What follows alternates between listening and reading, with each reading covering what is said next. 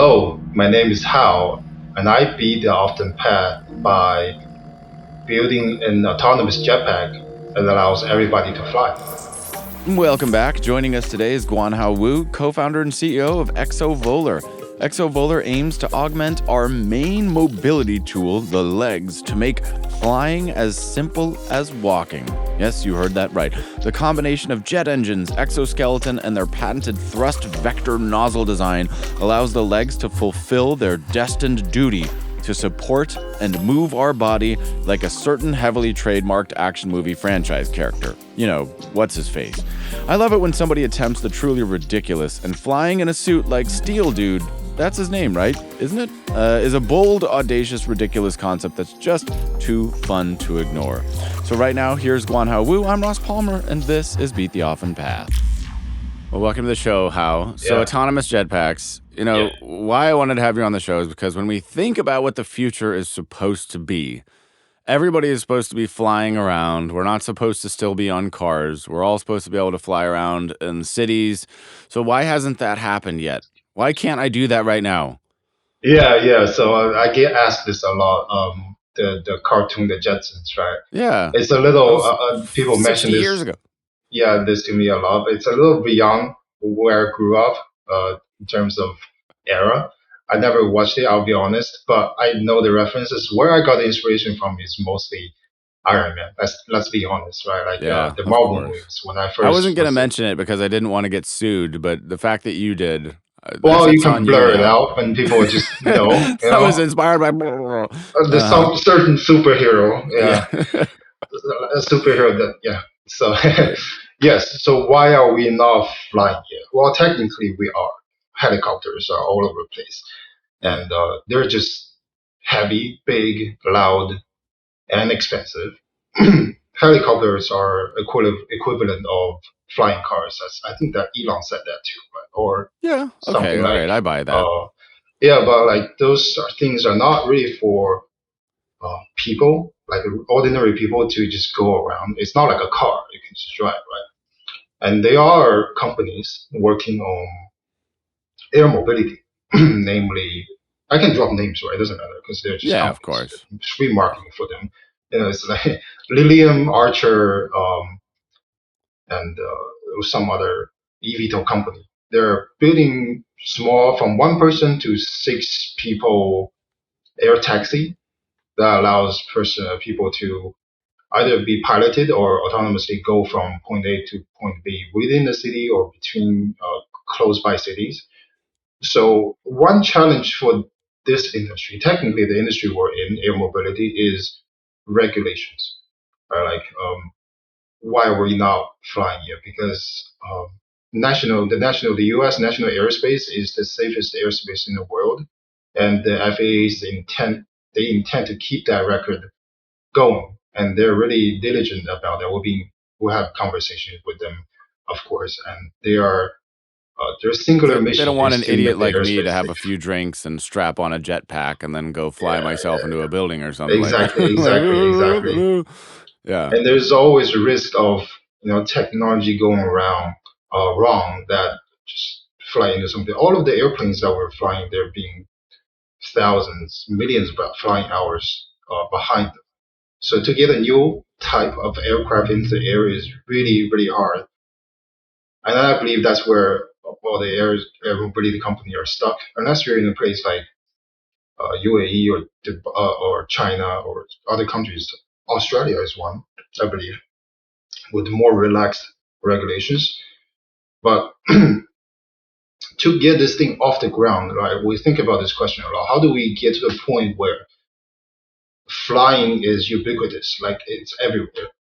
We have to commercialize somewhere else first. That's where we arrived at. That is why we're taking the entertainment route. Like, we're making a case for recreational use, for personal air mobility, because we envision the system in the future where people just you can take it out of your garage and you can fly to other places. But like before that, we need to get it into the view of public first.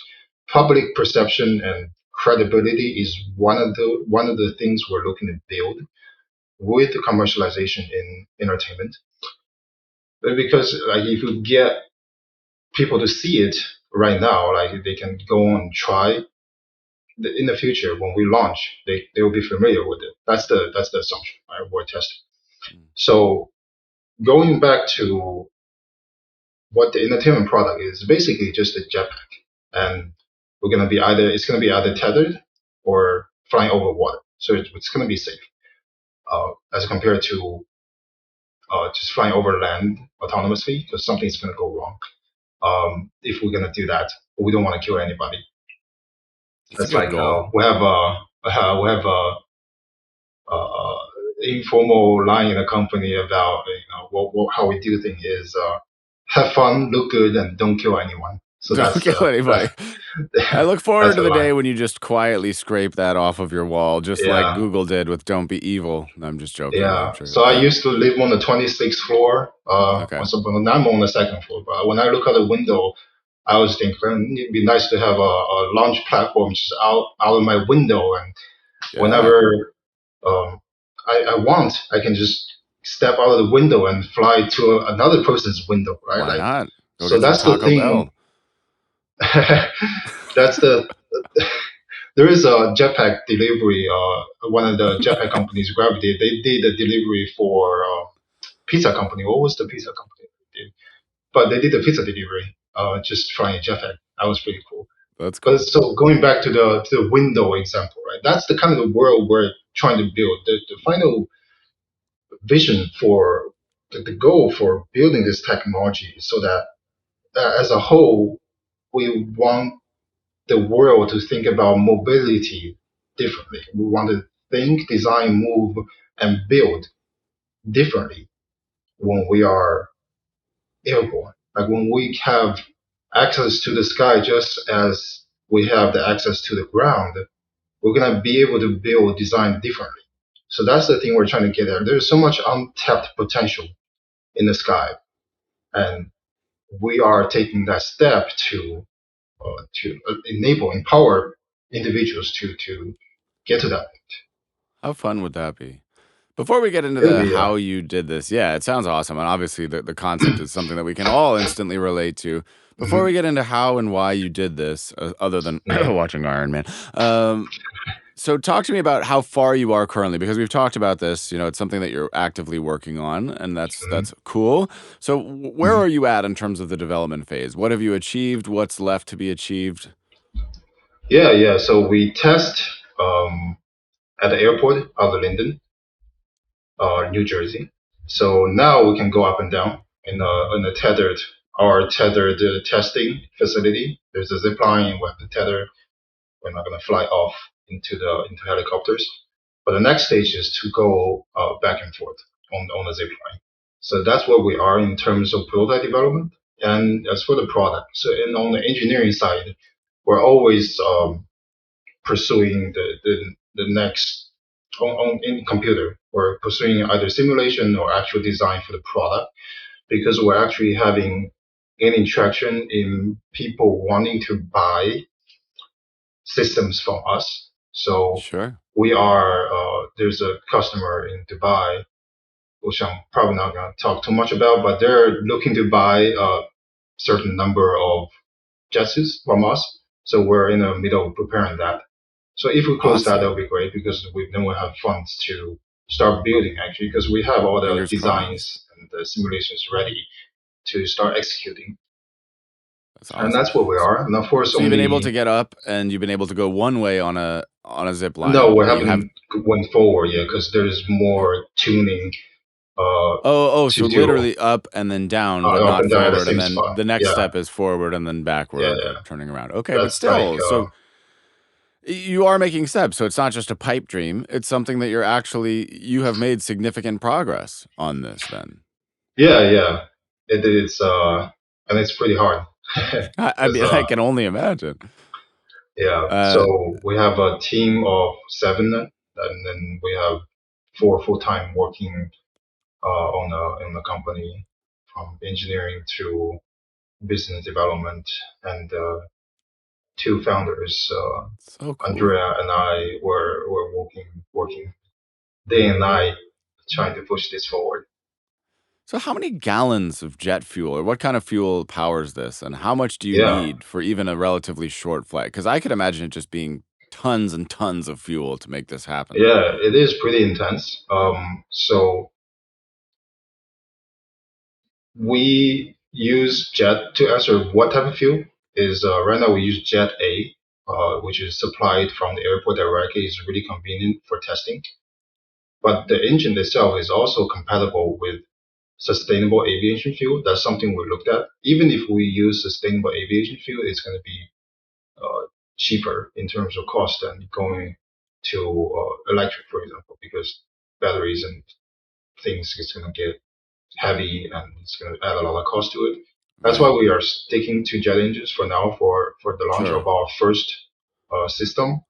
But eventually, we do believe electric is the future where as soon as something has higher power density that allows us to fly while carrying significant amount of weight, Mm. not just us, everybody will be jumping on board with this air Everybody. mobility Right. movement because that's the technology that will allow us to fly significantly while not polluting too much Right. and making too much noise. And Do you think that's where that's we are. Do Yeah, you think that's possible? Because I'm reading this book from this guy. I don't know how to pronounce his name, Vaclav Smil, who's a really awesome author. Everybody should check it out. It's called "How Things Really Work" or "How the World Really Works." And he talks about jets in particular as being the final frontier. It's going to be much more difficult, he argues, to transition into, or basically away from fossil fuels. It's going to take way longer than we think. And jets and airplanes are specifically one of the hardest industries to take away from fossil fuels in general because the density of jet fuel and kerosene is so high that yeah, replacing that with anything electric is that's the farthest possible step from us at this point in time. But you yeah. believe that battery power would be possible on a personal jet somehow? And would that still, what would that be, an engine? What would that look like? What kind of propulsion would make that happen? Yeah, so I am not an expert on batteries. This is my disclaimer, but like I'm an Sure. optimist on technology, right? Like Mm. I believe it will get there. But there are other things we can do, right? People are investigating hydrogen, which is one alternative, converting hydrogen to electric fuel cells that can be used on larger aircrafts because the auxiliary components for hydrogen is relatively heavy for a smaller aircraft. But if you have a size of Boeing or Airbus commercial jets, you can use those hydrogen powered things.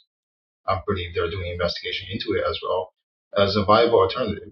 So that's something in the relative near timeline we might see, but in the way future, maybe we'll have arc reactors in the future. Who knows? That would be Not something. not Yeah. the like Yeah. yeah That would be amazing, right? yeah Fingers crossed. All yeah right, so you're a kid growing up in China, like you said, 1995, right? yeah You're fascinated by basketball. You've seen this movie. One of the things that you wrote in your bio was that you had a lot of opportunities to do some international study abroad, but you chose to not at first. Obviously, now you're in the United States. So, talk to yeah. me about that progression. First of all, why did you stay in China? How did you start your business? And when you said this is something that I actually want to do seriously, what were the first steps that you took? Oh yeah, about the international study is it was just a trend where a lot of Chinese families are taking their kids to study abroad. Uh, that trend I think went on until 2019 until COVID, and then now it's And then gradually it just slowed down. stopped. Right. It's just like I wonder yeah, why. What yeah. changed?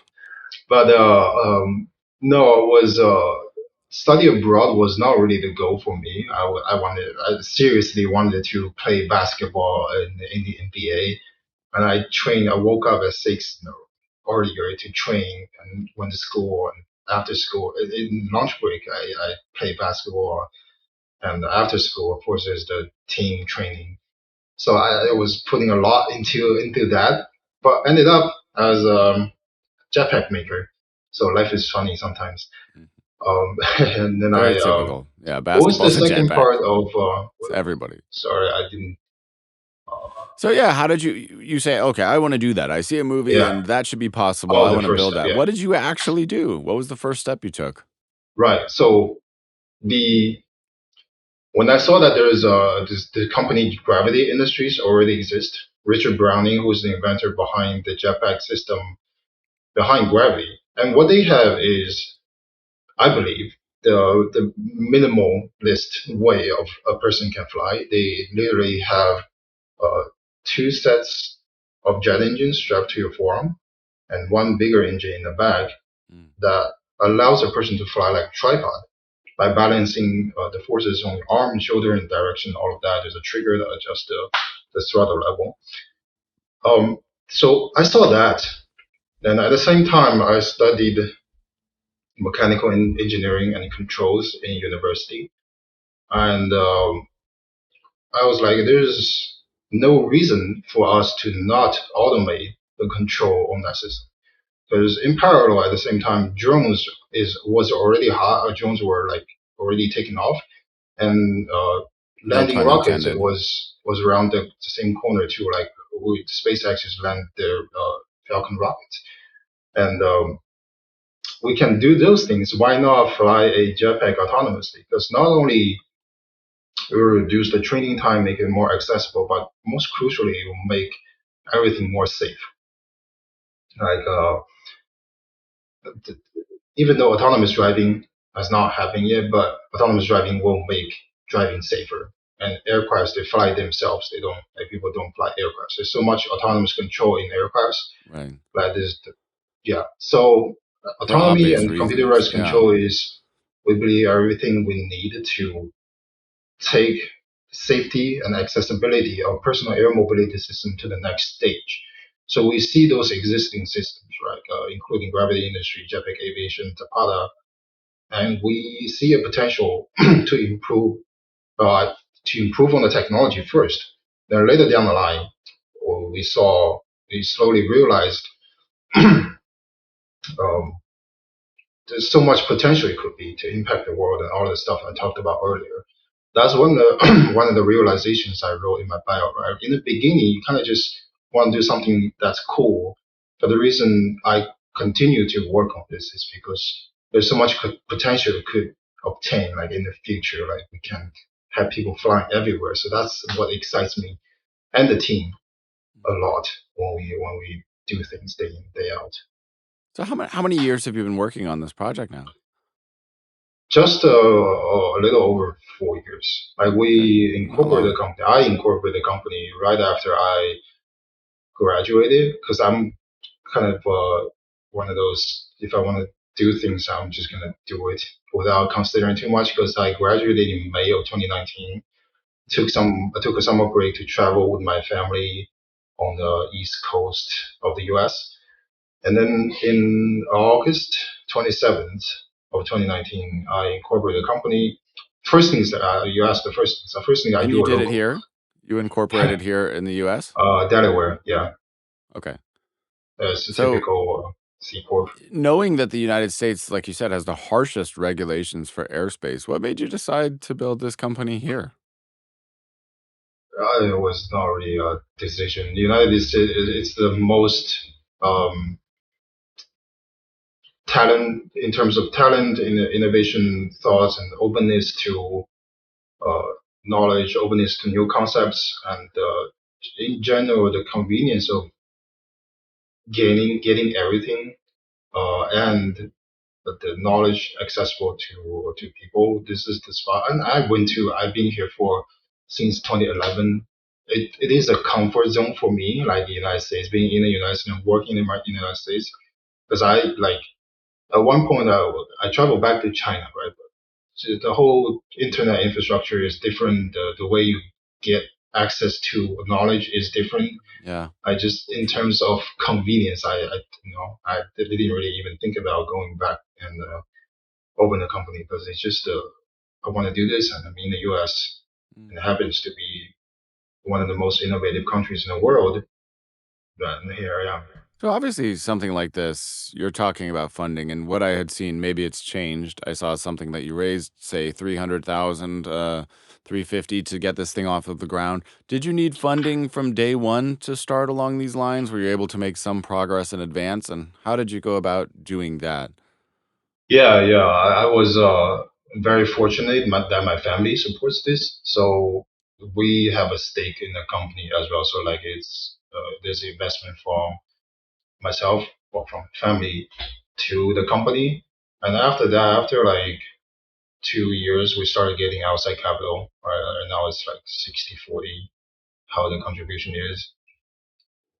Okay. Um, yeah, outside capital has been it's been 4 years, and it's a long development cycle. Hard tech product takes a lot of money and effort to go into development. We're getting to a point as the first customer might come in. Uh, so after that, we should be uh, start selling the product and be self-sustaining. But before that, we're all relying on outside capital and the ability to continue raise and convince people about the journey. That's another thing that I talked about in my bio, right? It's the Mm, ability to convince other people that this is not something stupid. Because in right. the beginning, like I was just graduating university as an engineering student.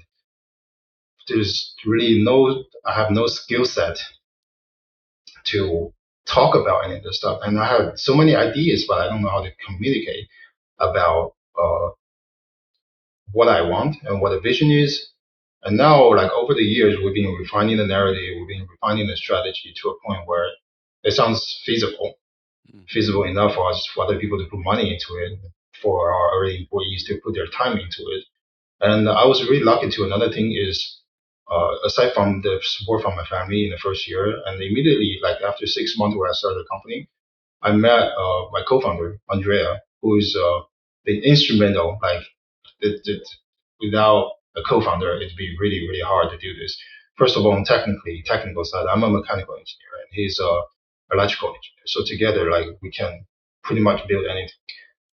Um, and the rest of it is just more he's a quick learner in terms of communication, and he's been taking lead for communicating about what the company does and helping. We craft the story of the company. And I started doing this because he's Italian. Like this is my.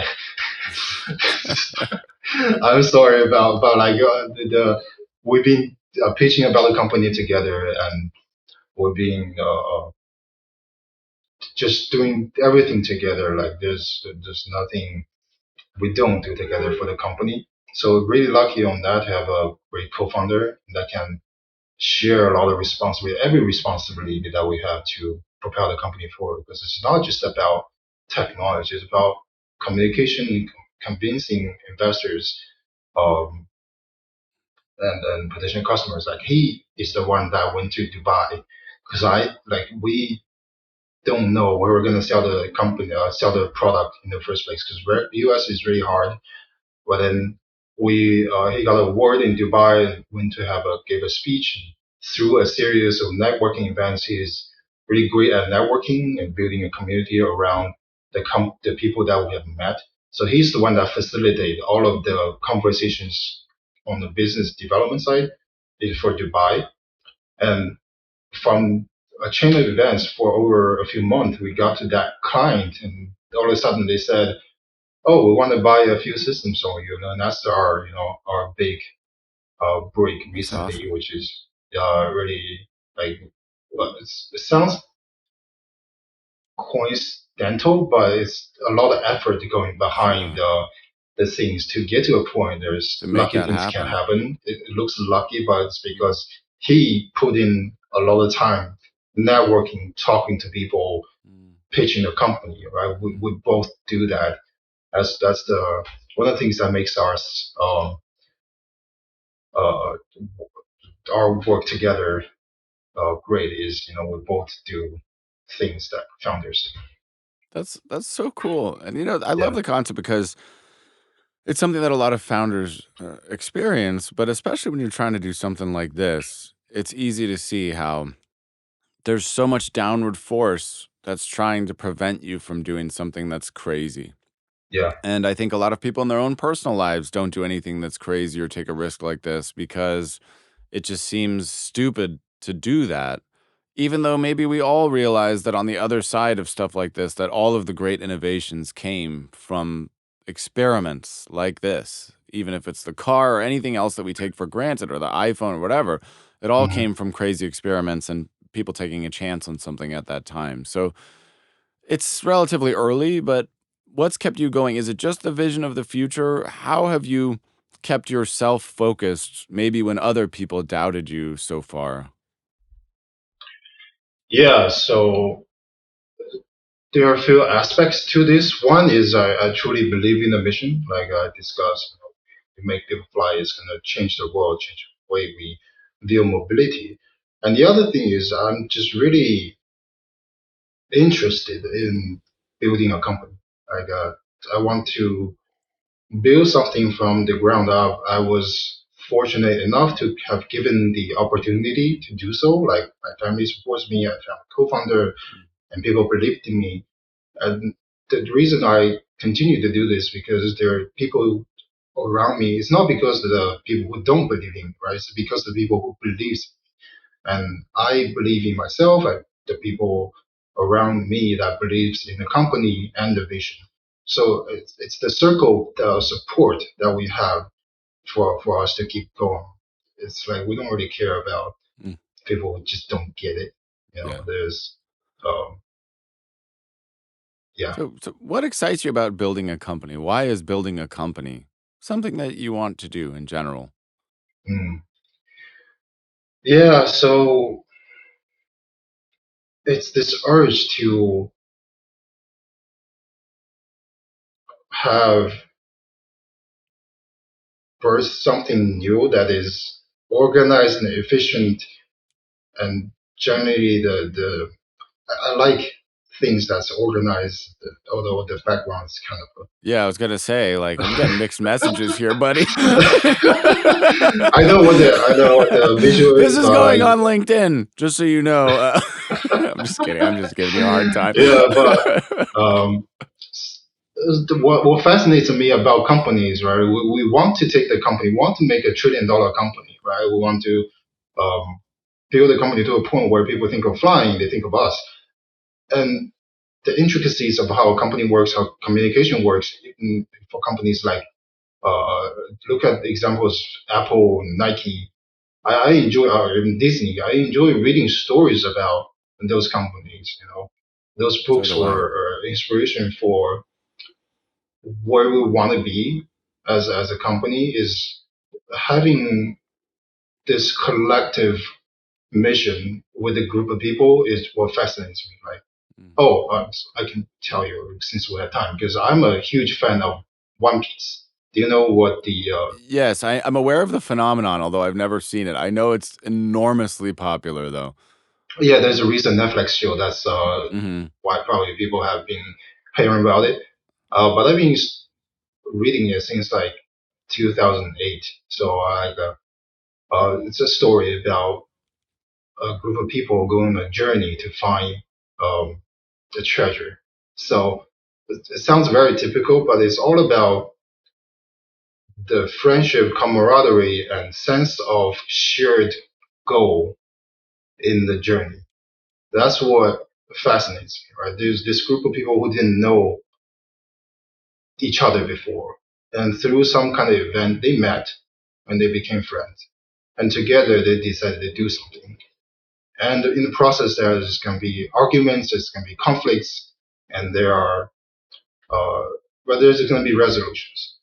So through the up and downs, if we can stay together and we build something that's useful. This process is what fascinates me about building a company. So you get to experience of something, building something new with a group of people. That's the reason I mentioned One Piece is very similar to what that story is about. Yeah, I get it. I Go get the check out the Netflix comparison. series. It's Okay, really good. yeah, I have. As it pops up in my feed every day. I know there's a fanatical fan base who just loves this, but I'm I've one never of checked it out. those. Okay, you're So one of I'm them. All actually right. So in the you're the reason. story. You're posting. Oh, okay. I like That's so I funny story. I yeah. mailed a letter to the author of One Piece asking about whether this tower I see in my hometown where I'm from, did he take a scene in the manga from that tower? Did he make that panel in the manga based on the tower in from my hometown? And he replied and said yes. Cool. And it was that conversation was published in the book of manga in volume 80, I believe. So I'm actually in the books as a Nice. fan. So I'm one of those fanatics. What was the city? What is your hometown? It's called Wenzhou, Zhejiang. Okay. It's on the east coast, which is about 300 miles down south of Shanghai. Okay. It's really I've been close to to Shanghai, Taiwan as well. but then So I it's went like mainland. right across the Okay. gap from Taiwan. Yeah, Yeah. and the author, Oda Ichiro, he named that island after me. So like this is Nice. probably the one of the proudest achievements I have in That's your my claim life to so fame. far because I'm Yeah, Minnesotan, right. man. Like That's I'm so here. happy about that. Rocket Company is below. I understand. Yeah, I'm just a uh, big fan. no, that's awesome. But I Yeah. completely agree with what you're saying there. And I have a small company myself. I have about 12 people working for me. I have a marketing agency, so a very different type of company. But I too have experienced that. And I love the way when you start growing something, the way that it starts to take on life. And building a business is very interesting. And it's an interesting puzzle, it's an interesting journey. I feel that it's also very powerful to have a group of talented and smart people working on the same set of problems. You also motivate each other. You can also encourage each other to improve in their own skills individually, and that improves the collective output of the organization. So, for me, transitioning from a freelancer to a business owner has been a very profound experience. And it's something that I also want to continue. I very, very much enjoy it and want to keep going with it because the What possibilities go up. prompted the transition? Is this I more think demand? more demand and also greater complexity of projects. And Mm, you get to a point, and I read these books all the time as well. Like I read Bill Gates, Mike. I love autobiographies, biographies. I read Henry Ford's biography a long time ago. I've been on this journey for several years, and it always struck me in the Henry Ford biography where he said that he only hired people that were smarter than himself. And that's something that's been passed around social media. But yeah. it's easy to read that. I think it's very hard for most people to understand how that happens. You think, how can I have somebody who's smarter than me working for me? And I'll admit in the beginning, it was tough for me to fully grasp how I would make that happen. I recognized why it would be a good thing, but it was very hard for me to understand what I would need to do to make that happen. And eventually, I got lucky enough that the complexity of projects that I needed to take on was greater than anything that I could personally do. And so, out of necessity, I had to bring on experts in other subfields, people who could do much more than me in any of those subfields. And like many things, it starts with one person, and then you have another, and then you have another. And before you know it, you have five or six. And then before you know it, you have 10 or 12.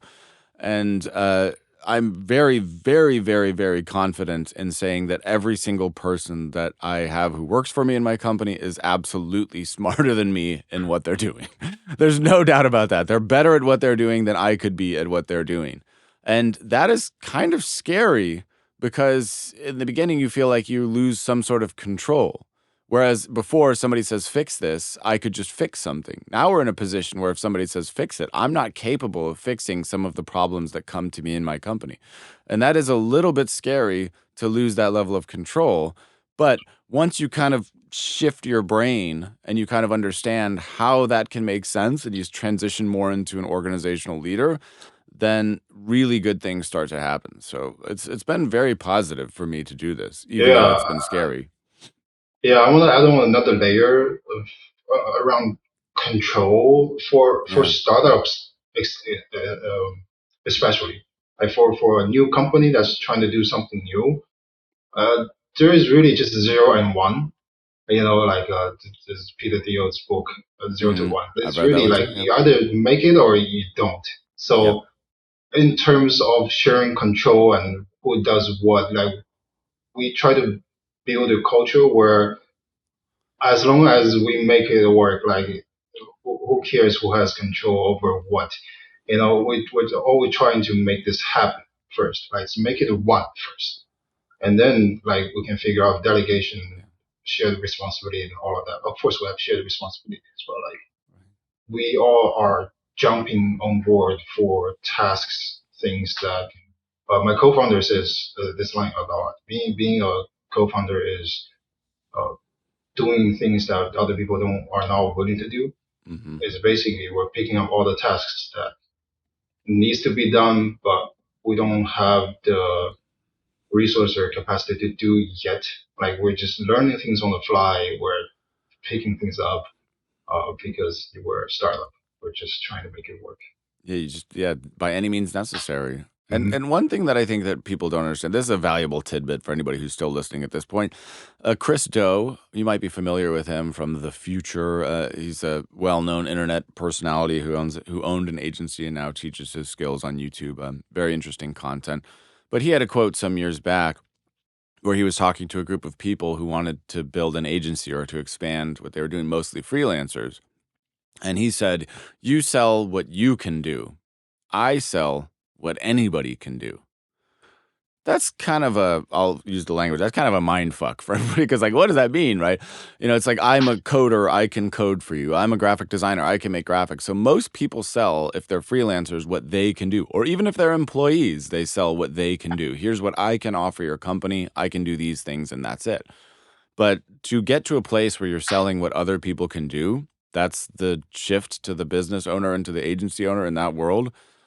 That is a difficult but such an important step to make if you want to unlock the scale of going beyond and unlock bigger projects and more meaningful output. And I think for people like you and me, and for all entrepreneurs, especially if somebody like you wants to build $1 trillion company, if you want to do more things and if you want to do more complex things, you absolutely can't do it by yourself. So you have to make that leap or you'll never grow.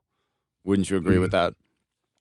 Yeah, yeah. And the key thing is communication. I truly believe like you have Yeah. to talk so much within the company with other people from the company.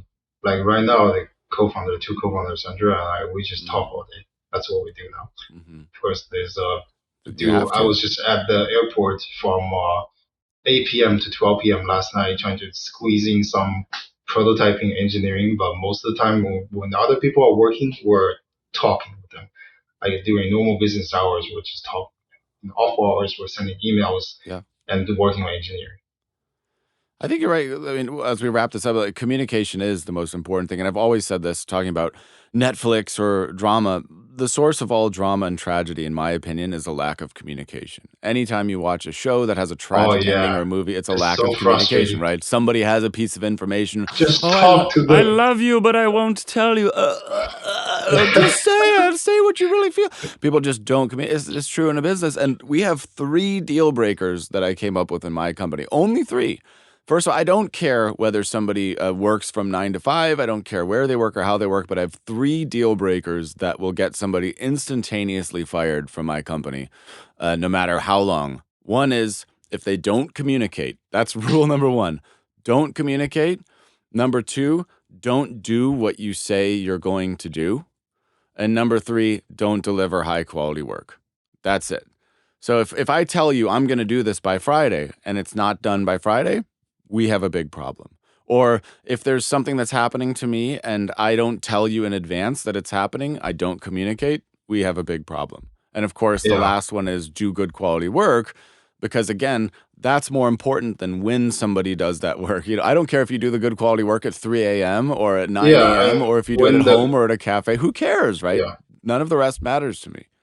and when the work is delivered, also is pending on communication because Yes. in our line of work, like in our thing, often more often than not, things get pushed. The deadline get pushed because there's some complication that has come up. Yeah. But that's where communication comes in. Like we have to Right. talk to each other about what's been going on. And that's certainly one of the things I learned on this journey, right? Like in the beginning, I was just a university graduate, right? I didn't, or school projects, but it was not life. My life is not dependent on it, right? So it's like it's real now. So Yeah. Communication in real life is Yeah, just it's like, everything. Right? otherwise you So, show up in Dubai and it's like, oh, sorry, we don't have anything. You're like, no, yeah, I wasted a flight. well, Uh, well, that's cool, man. You are a fascinating individual. I knew this was going to be a fun talk. I appreciate you very much taking the time. I think it's awesome. I look forward to you achieving your goal. It's a crazy goal. It's a big goal, but I think you seem like you're uniquely poised to do it. I'm excited for you. I hope that you land that contract that unlocks future growth. So you and I will be in touch, and I'll keep monitoring from afar. If you land it or something, just drop me a note because I'd love to see it. I'd love to see yeah, as you yeah. kick it I'll put into you on that our next gear. newsletter too. Yeah, that'd be great. Yeah, Yeah, I would definitely be interested. And for all the people who might want to follow you, obviously the website is exovolar.com. That's exovolar.com. yeah, What would you say to anybody else who might want to support you or become a part of your mission? yeah. If you want to follow us on LinkedIn. Follow my co-founder actually posts a lot on LinkedIn, so he is the I guess the social media. We don't have a position for it, but he does social media for the company. His name is Andrea Giannini. So Giannini, Andrea. So follow him and follow me. I've been mostly just repost his stuff. And I write a bi-weekly newsletter if you want to follow us. So that's something I do on the public communication side. He posts on LinkedIn, I write the newsletters. If you want to do that, you can follow that newsletter from our website if you want to follow our journey. That sounds great. And Yeah. last question, what are you most excited about for the future? Oh man. Other than the flying thing, Yeah, however you interpret it. yeah, I would like to see fusion energy, space elevators, immortality. Three things. Nice. Um, I actually just wrote a script on a YouTube video about immortality. I wrote a 24-minute rant on immortality. I find it such a fascinating world. yeah, So yeah, that's I'd like coming to out hear too. it. All right. I'll put it'll be on this podcast. Yeah, so that'll be out in Yeah, a little bit. I hope you like it, but I put a lot of research into it, and these are yeah, the types of topics that fascinate me. You know, like you see the yeah. background. I love thinking about the future. I love talking about the future, good and bad, Hmm. and I love chatting with people who are taking the future into their own hands, and that's obviously what you're doing, and that's why I have respect for the endeavor. You know, regardless of the outcome, I think it's very impressive what you're doing. So I wanted to give Thank a you, chance for thank you you. to share your story and to, to motivate you to keep going. So that's why I'm here. Um, but yeah, I appreciate you, Hao. It's been really cool to get to know you. And with that, the official podcast is over.